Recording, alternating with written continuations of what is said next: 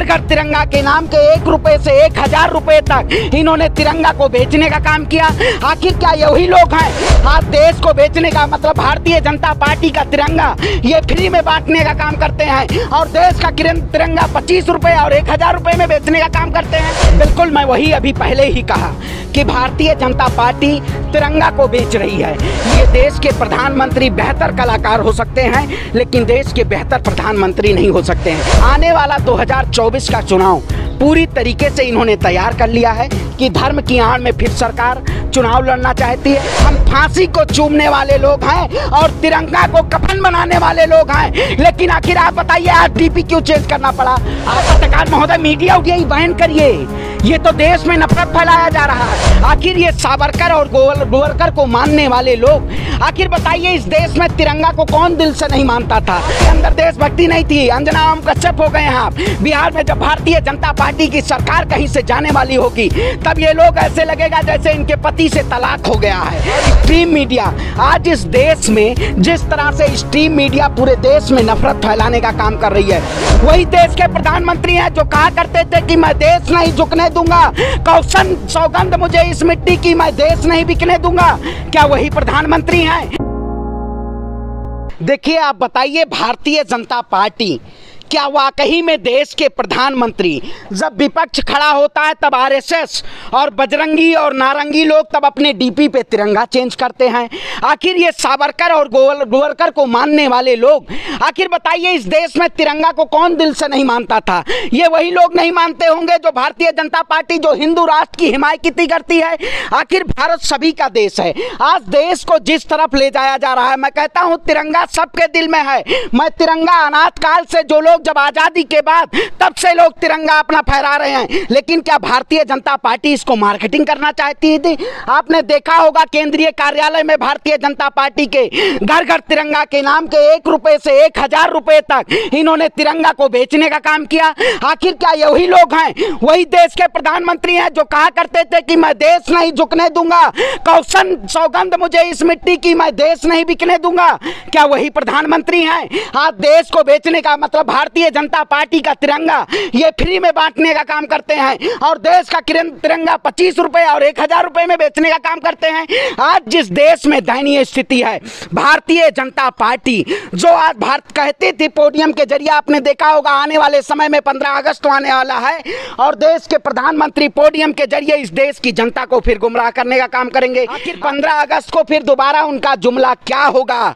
आपने देखा होगा बिहार में जिस तरह से भारतीय जनता पार्टी बिहार में और देश की जनता को त्राहिमाम करने का काम कर रही थी, उस तरीके से हालत एक ऐसी देश में। आज बताइए देश की जनता को क्या जरूरत है? देश के लोग, आप पहले तिरंगा नहीं फहराते थे क्या? पहले 15 अगस्त नहीं मनाया जाता था? आजादी का अमृत महोत्सव नहीं मनाया जाता था? लेकिन इन्होंने पोडियम के जरिए इस देश को बेचने का काम किया है। आपके अंदर देशभक्ति नहीं थी? अंजना ओम कश्यप हो गए हैं आप। बिहार में जब भारतीय जनता पार्टी की सरकार कहीं से जाने वाली होगी तब ये लोग ऐसे लगेगा जैसे इनके पति से तलाक हो गया है।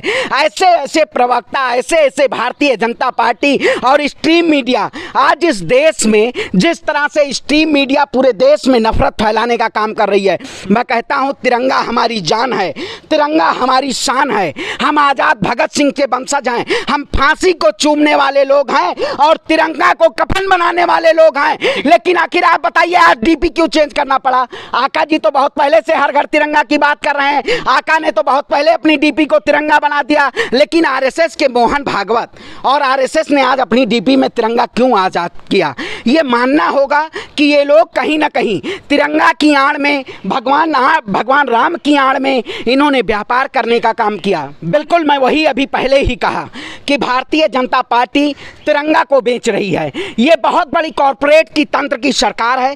जिस तरह से देश में किसानों को इन्होंने किसानों के राशन और उसको चावल और गेहूं को बेचने का काम किया, उसी तरीके से भारतीय जनता पार्टी इस देश के लोकतंत्र को बेचना चाहिए। आपने देखा होगा महाराष्ट्र में खरीद फरोख्त के जरिए लोकतंत्र को बेचा, मध्य प्रदेश में लोकतंत्र को बेचा। कहीं ना कहीं आज लोकतंत्र खतरे में है। वही मैं कह रहा हूँ, देखिए बिहार में आप कहावत नहीं की है बुझबा कि ना बुझबा, बिहार के का हालत बा, बिहार में का बा समझ बा आपका? बिहार में बहार बा, और लालटेन और आरजेडी की सरकार हो गई। अरे मोदी जी पैकेजे पे पैकेजेस देते हैं, 2 करोड़ तो पोडियम के जरिए उन्होंने पैकेज को देने का काम किया था। कहीं ना कहीं अब सबसे बड़ा जुर्मला 15 अगस्त को आने वाला है। ये सोचना होगा कि देश के प्रधानमंत्री अब कौन सा ऐसा जुमला लेके आते हैं। आप बताइए, मैं कहता हूँ एक शब्द चल रहा है, जादू टोना पिशाच, काले कपड़े। काले कपड़े, मैं कहता हूँ हम छात्र राजनीति में बाजू में काले कपड़े पहन के और विरोध करते थे। क्या विरोध में प्रधानमंत्री के लिए असंसदीय शब्द नहीं है? इससे पहले तो बहुत से तानाशाही, निकम्मी और ऐसे ऐसे शब्दों को उस पर लगाम लगा दी गई। अब क्या देश के प्रधानमंत्री जो जादू शब्द जो प्रयोग कर रहे हैं, क्या असंसदीय नहीं है? ये देश के प्रधानमंत्री बेहतर कलाकार हो सकते हैं, लेकिन देश के बेहतर प्रधानमंत्री नहीं हो सकते हैं। अभी कुछ साधु संत और विद्वान उन्होंने कहा है कि अब हिंदू राष्ट्र बनेगा और उसकी राजधानी बनारस होगी। अरे ऐसे लोग हैं जो बनारस हमारे भगवान शंकर की उनके त्रिशूल पे बसी हुई नगरी है। अब ये लोग नफरत के नाम पे देश को एक नए आयाम पे, क्योंकि आने वाला जो चुनाव है 24 का, वो भारतीय जनता पार्टी एजेंडा तैयार कर रही है। बिल्कुल ऐसे कई लोग बेघर हैं जो सरकार कहती थी सभी घर को पक्का मकान मिलेगा। क्या उन लोगों को इन्होंने पक्का मकान देने का काम किया? जो सरकार कहती थी कि हर घर जल पहुंचेगा, क्या सभी के घरों में आज स्वच्छ पानी है? ये मुद्दा है। लेकिन सरकार कहीं ना कहीं केवल पोडियम और प्रोपेगेंडा के जरिए इस देश में नफरत फैलाने का काम करती है। तिरंगा हमारी शान को इन्होंने गुस्ताखी करने का काम किया। क्या तिरंगा को बेचा जाता है? भारतीय जनता पार्टी कहीं ना कहीं इस देश में नफरत के ही वजह से राजनीति तैयार कर रही है। और ऐसे लोग जो ढोंगी लोग हैं, ये कहीं ना कहीं नफरत की आड़ में इस देश को बेचना चाहते हैं। वही कहते हैं, आपको अमृतकाल लग रहा होगा, शायद अमृत की वर्षा हो रही होगी, लेकिन वो लोग अंधभक्त लोग हैं, शायद उन्हीं के लिए अमृत की वर्षा हो रही होगी। जो लोग पेट्रोल को दूध समझ से पी जाएं, उन्हीं लोगों के लिए अमृत वर्षा हो रही। मैं कहता हूं सबसे बड़े जादूगर तो देश के प्रधानमंत्री हैं, जिन्होंने देश की जनता को अंधविश्वास में कोरोना काल में डालने का काम किया कि आप ताली बजाइए, थाली बजाइए, मोमबत्ती जलाइए। अंधविश्वास की आड़ में इस देश के शिक्षित लोगों को भी गुमराह करने का काम किया। ये प्रधानमंत्री उस दिन काला कपड़ा कहाँ गया था जब गंगा में रुद्राक्ष की माला लेके और डुबकी लगा रहे थे। सरकार के शासनकाल में आज नीतीश कुमार को क्यों दूसरी सरकार में जाना पड़ा? क्योंकि कहीं ना कहीं उनको अपमानित करने का काम किया गया और अपमान के जरिए ये लोग उनको गुमराह करना चाहते थे, उनकी पार्टी को खत्म करना चाहते थे।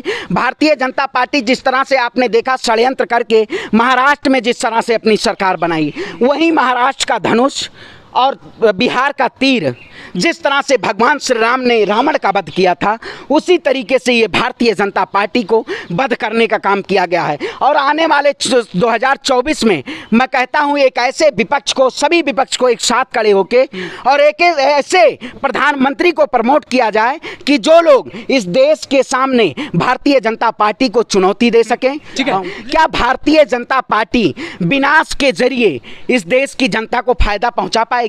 इन्होंने आज पूरे देश में एक ऐसे आयाम पे खड़ा कर दिया। मैं कहता हूं, आप बताइए, अगर धर्म की आड़ में सरकार अगर बात ना करे तो शायद सत्ता में नहीं रह पाएगी।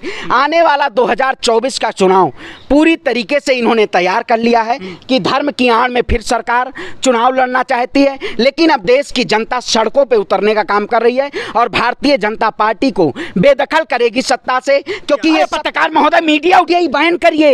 ये तो देश में नफरत फैलाया जा रहा है। ये मीडिया अगर देश को बर्बादी की तरफ ले जा रही है तो सबसे बड़ा स्ट्रीम मीडिया का हाथ है। आप बताइए, 2024 का सी वोटरों के जरिए 2024 का फैसला आज ही पता चल जाएगा। आखिर आने वाले अभी 1.5 साल हैं, जनता तय करेगी। ये लोग देश में वही भ्रांतियां फैलाते हैं कि भारतीय जनता पार्टी की सरकार बन रही है। भारतीय जनता पार्टी की सरकार कहीं नहीं बन रही है।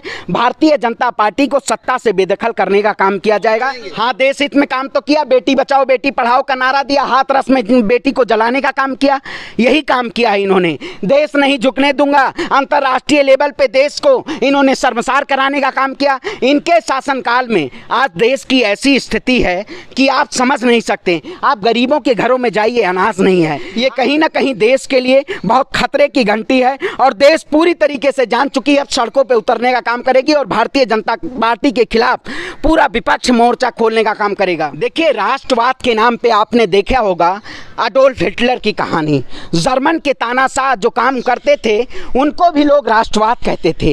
राष्ट्रवाद के नाम पे इन्होंने देश को एक ऐसे कंगाल स्थिति में खड़ा कर दिया। आप इकोनॉमी की बात करिए, ऐसी कोई जादू की छड़ी जाइए जिससे देश में रोजगार कम हो जाए, जिससे महंगाई कम हो जाए। आज सब्जियों के भाव इतने तेज है और रिलायंस और अडानी और अंबानी को कॉर्पोरेट तंत्र को दिया जा रहा है। सारे ठेके आपने देखा होगा, 5G स्पेक्ट्रम का भी उन्हीं को ठेका दिया जा रहा है। क्या यही 2 अरबपतियों के लिए सरकार काम कर रही है? हाँ, हाईवे निकाले हैं, देखा नहीं आपने?